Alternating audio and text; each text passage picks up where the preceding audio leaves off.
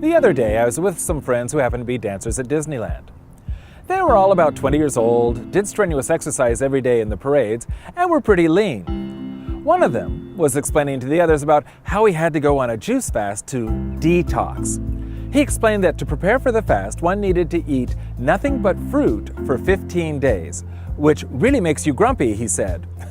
You'll hate yourself at first, but then you get used to it. His friends were eager to do it with him as they needed to detox as well. Let me say this, juicing doesn't detox a damn thing. If you have heavy metals in your system, then you should see a doctor for treatment.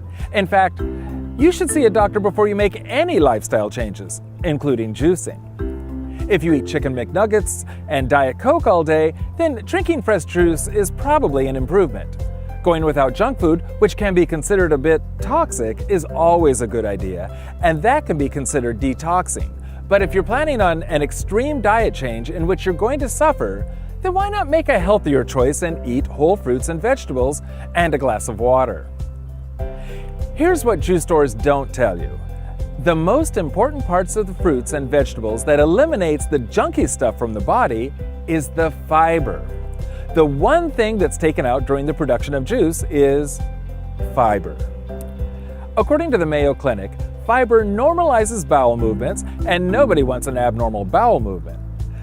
Fiber helps with heart health, lowering cholesterol and reducing inflammation, which is the kind of health results that juicers would love to have. Fiber also does some less glamorous stuff like improve bowel health, helping to reduce the likelihood of stuff like hemorrhoids and diverticulitis. And it helps regulate blood sugar. Fiber is one of the best things about fruits and vegetables, and juice doesn't have it. I don't mean to suggest that juice is a bad thing. In fact, I'm pro-juice. I own a juicer, and once a week I go to a juice place near campus and get a juice with kale and vegetables.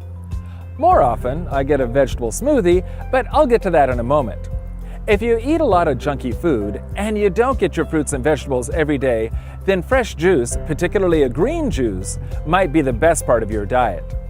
I just don't think you should go on for extended periods of time drinking juice alone. I know it may sound confusing because juices have so many phytochemicals and flavonoids which have been shown to help in many healthy ways, not to mention vitamins and minerals. Let me tell you about a recent study that might illuminate what I'm saying. The Harvard School of Public Health did a study published this year in the British Medical Journal. They found that eating grapes, blueberries, and apples is associated with a lower risk of diabetes.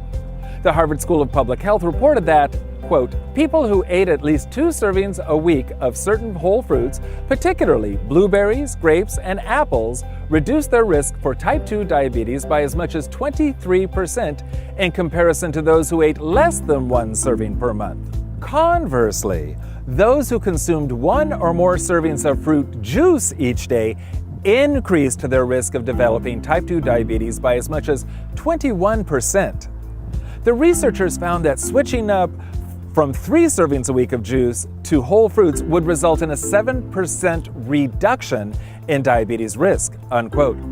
They explained, the fruit's glycemic index, which is a measure of how rapidly carbohydrates in a food boost blood sugar, did not prove to be a significant factor in determining a fruit's association with type 2 diabetes risk.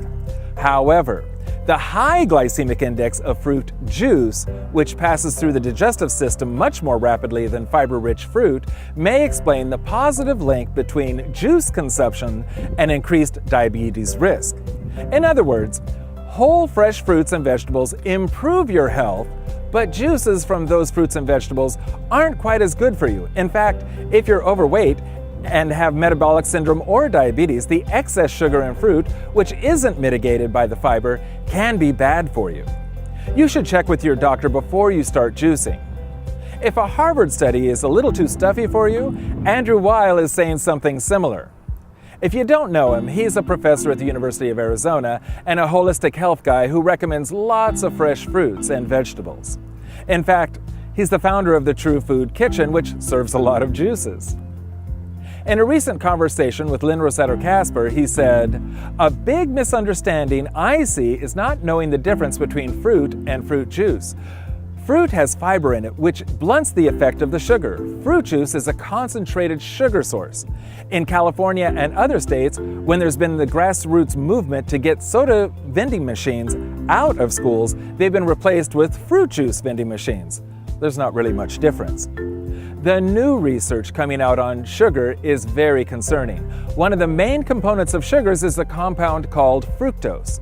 It's often called fruit sugar, which sounds innocuous, but the human body can't digest fructose. It disrupts liver metabolism. Table sugar is half fructose.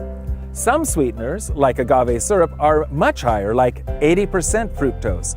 You really want to minimize consumption of that, and that means trying to cut down on all sweets.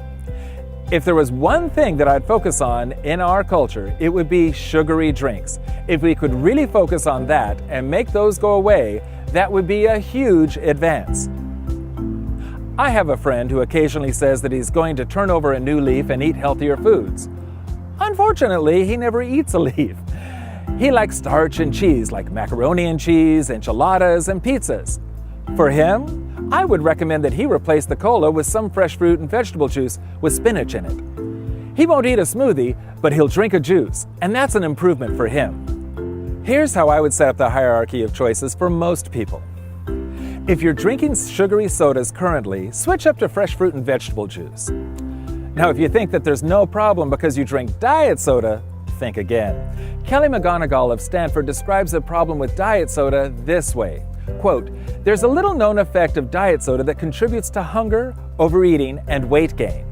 The sweet taste tricks the body into taking up glucose from the bloodstream in anticipation of a blood sugar spike.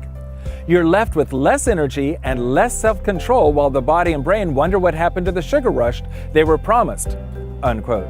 So, it's better to switch up from any artificially flavored soda to fresh, real juice. If you have the wherewithal, then switch up from drinking juice to eating whole fresh fruits and vegetables and drinking plain water, or blended smoothies with whole fresh vegetables.